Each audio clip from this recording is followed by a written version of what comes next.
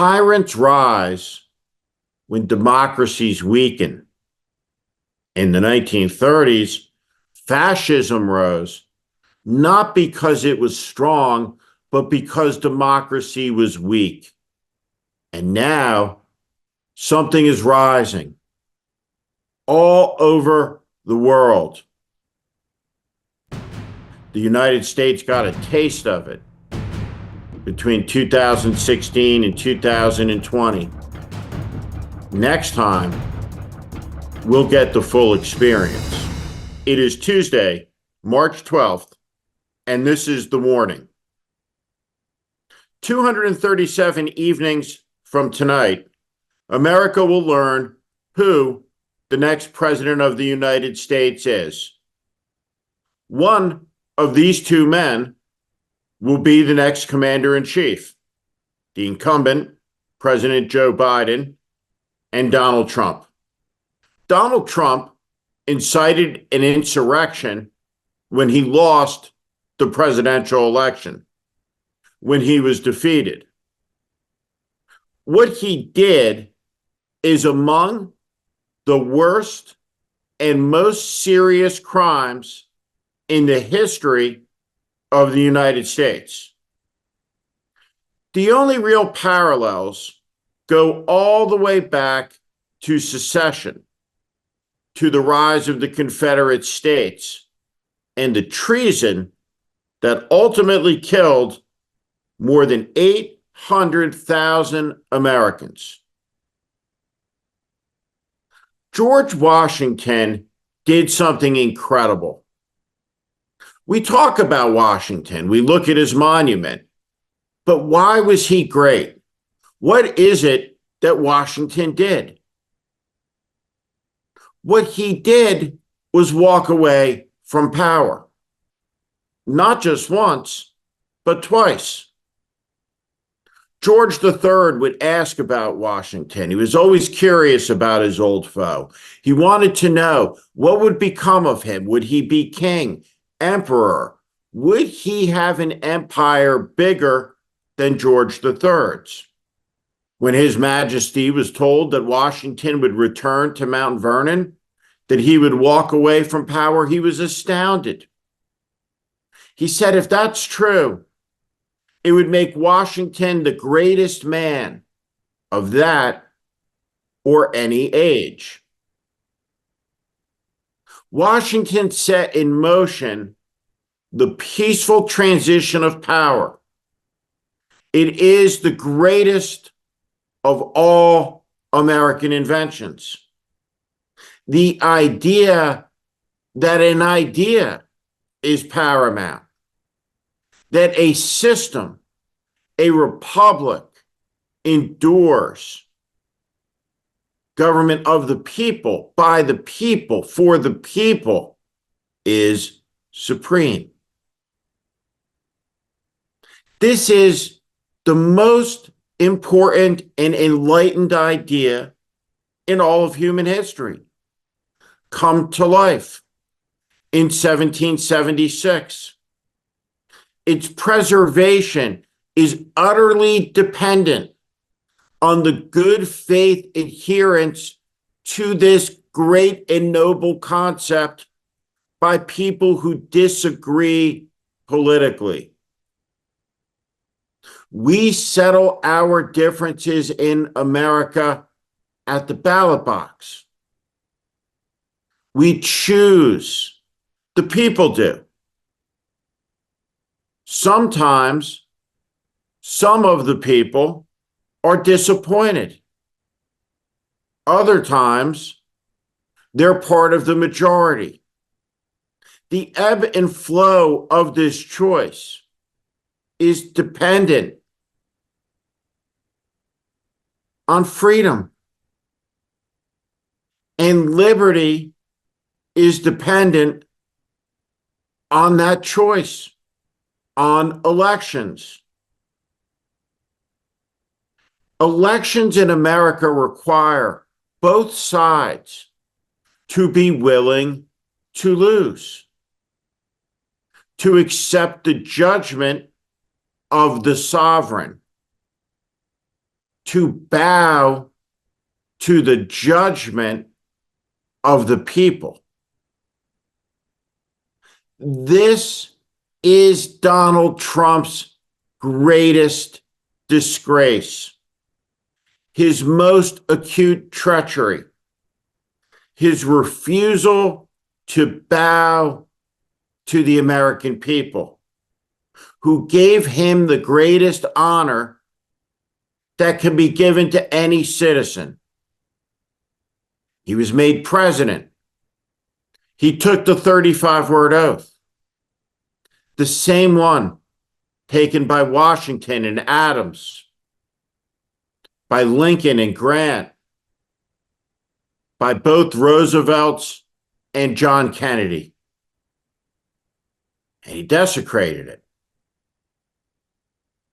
And now, and not for the first time, we are reminded again about what is in Donald Trump's heart, what he thinks, what he believes, who he honors, who he esteems, who he venerates.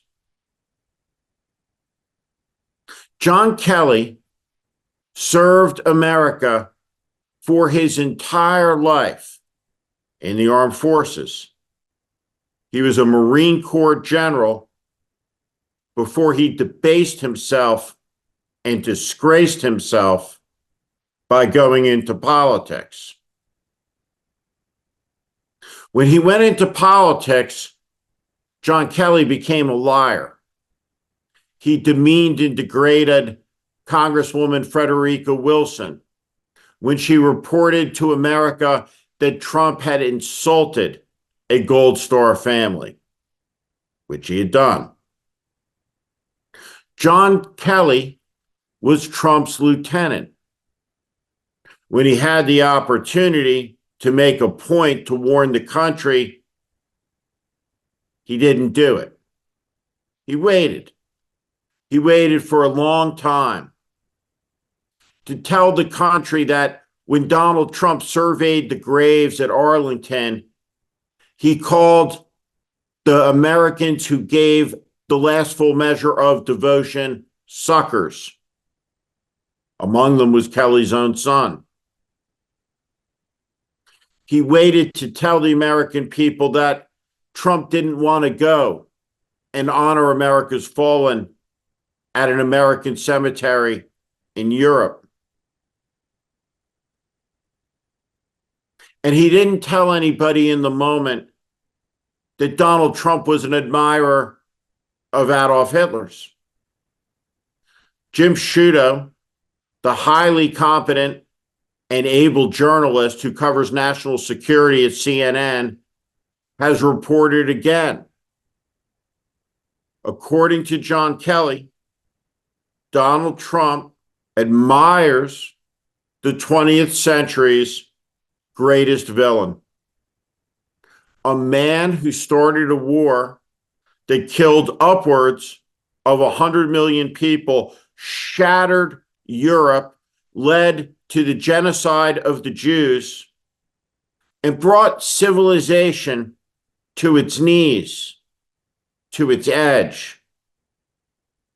He took humanity to the abyss. We look at Adolf Hitler today like Voldemort, like a cartoon character, a man whose name must never be said out loud. But he was real. He existed. And he was a believer in a dogma of his own madness, a cause bred in his own ego. Sometimes Adolf Hitler is described through the lens of America's wartime propaganda, a diminished figure, a failed artist and painter. He was the leader of the National Socialist political movement at 32 and Chancellor of Germany at 44. He took power as a young man, and he broke the world by age 56. What was his idea? Do you know what the war was about? It's important. It's important to know because Vladimir Putin today says the exact same thing in justification for his aggression in Ukraine that Adolf Hitler was saying in the 1920s about what he would do, and in the 1930s, what he was about to do. What Putin says now is what Hitler said then. And what Hitler said then was that anywhere German was spoken, there was Germany. Wherever a German might be was the fatherland. And so therefore, he needed to liberate those Germans from the lesser races all around them. Civilizations that in the course of history, according to both Putin and Hitler, didn't exist. This philosophy, this dogma, it's shared by other people, like by Viktor Orban, who sees the world as a pitched battle between civilizations, fighting for soil, for land, as a fault line between the noble peoples and the savages. This is all part of the same ideology. It's all part of the same idea. And Americans have been intoxicated by it before. The original America First was America First, meaning America should be neutral when it came to this idea that is the antithesis of freedom, that is the poison of liberty. This idea has a name. It's called fascism. It's what Hitler believed in. It's what Putin believes in. It's what Viktor Orban believes in. And it's what Donald Trump believes in. And that's why it's important to understand. Donald Trump, when he talks about his admiration for Hitler, isn't necessarily talking about his worst deeds, but about his ideas. And it's those ideas that can cause horrors that beggar imagination. Because here's the thing about democracy. Despite all of its flaws, it is the only system of government that has ever been designed and devised by the mind of man that puts the human being above the power of the jackboot of the state. Democracy is what keeps us all safe. Tyrants rise when democracies weaken. In the 1930s, fascism rose, not because it was strong, but because democracy was weak. And now, something is rising all over the world. The United States got a taste of it between 2016 and 2020. Next time, we'll get the full experience. Fascists care about power, specifically their power. They will justify anything to get it. and they will justify anything to keep it. Restraint is at the heart of democracy. It's at the center of all wisdom. That's why restraint and fascism are incompatible. Fascism is a brute dogma, a blunt instrument, and a lethal one. Knowing history in this moment is important. There's 237 days left to learn more, to understand deeply what it is that Donald Trump admires when he sees Vladimir Putin, and what he is nostalgic about when he sees a picture of Adolf Hitler. Understand the thread that runs between and through both men, and understand the thread that connects Donald Trump to Charles Lindbergh and to the American fascists of the Bund in the 1930s. Men who were hypnotized by power, men who were hypnotized by the goose steps and the jackboots and the flags and the torches and the rallies. They saw strength through conformity. But strength in democracy comes from dissent, from freedom of speech, of conscience, of worship. These are the things that are worthy and must be defended. Their defense is the work of American patriots. And the cause of American patriots in the choice ahead is simple.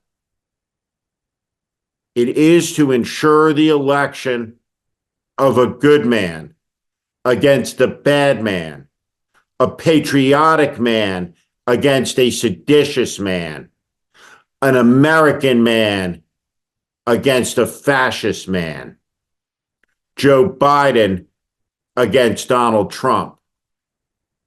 It is, without question, one of the most important choices the American people have ever faced. And hands down, it's the biggest choice they faced in the 21st century. What comes next will be the product of that decision. Catastrophe or renewal. It is in the hands of the American people, as it always has been. Until now, they have never given away the power and the freedom that is their birthright to a single person telling the greatest lie that's ever been told, and one of its oldest as well. What is it? The notion that I alone can fix it. Don't believe it. It's very deadly. Thank you for listening to my political commentary. If you like what you heard today, please also consider subscribing to The Warning daily newsletter on Substack.